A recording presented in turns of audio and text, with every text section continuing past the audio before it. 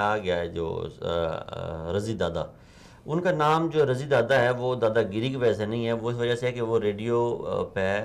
Pakistan radio پہ یا کسی ریڈیو پہ دادا پوتا ایک پروگرام کرتے ہیں، اور اس وجہ سے ان کا نام وہ رضی دادا رکھا گیا۔ یہ ایک بڑی عام بات سی، لوگ یہ سمجھ رہے تھے کہ دادا گیری کی وجہ سے ان کا نام، ویسے وہ دادا گیری کر رہا تھا بندہ۔ دوسرا یہ ہے کہ ان کے جو الفاظ تھے وہ لوگ کہہ رہے ہیں کہ فوج مخالف ٹویٹ سے اٹھایا گیا ہے۔ پاکستان میں اس وقت لاکھوں لوگ ہیں جو فوج کے مخالف بات کر رہے ہیں، بے شمار لوگ ہیں جو فوج کے مخالف بات کر رہے ہیں، لیکن یہ ایک شخص تھا جو مختلف ٹی وی چینلز پہ بھی اپیئر ہوتا ہے، ڈان ٹی وی پہ اور مختلف ٹی وی نیٹ ورک سے یہ کنیکٹڈ رہا ہے بندہ، اب بھی کسی ایک ٹی وی سیٹ پہ کام کر رہا ہے یہ،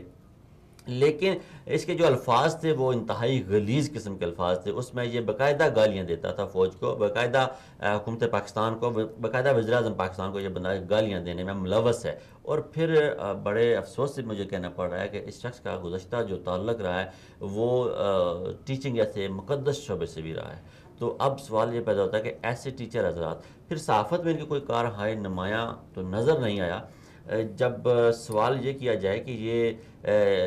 ہم تو میں اور آپ یہی سمجھتے رہے کہ یہ مسلم لیگ نون کے ورکر ہیں، کیا آپ، میں غلط تو نہیں ہوں کسی جگہ پہ؟ دیکھیں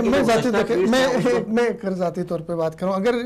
گالیوں کی وجہ سے اٹھایا ہے تو میرے خیال میں گالیاں پی ٹی آئی والے بھی دے رہے ہیں، گالیاں جو نون والے بھی دے رہے ہیں، وہ تو ایک ہمارے ہاں بدقسمتی سے اداروں کو گالیاں دے رہے ہیں، اداروں کو بھی دونوں طرف سے گالیاں دیتی رہی، ماضی میں بھی نون اس نے دیا، لیکن المیہ یہ ہے کہ اس آدمی نے، اس کی میں ان کے ساتھ اس میں تھا، اس نے باقاعدہ طور پہ ایسی نفرت کو فروغ دیا اداروں کے خلاف۔ مثلا انہوں نے جھوٹ پہ مبنی انہوں نے لکھا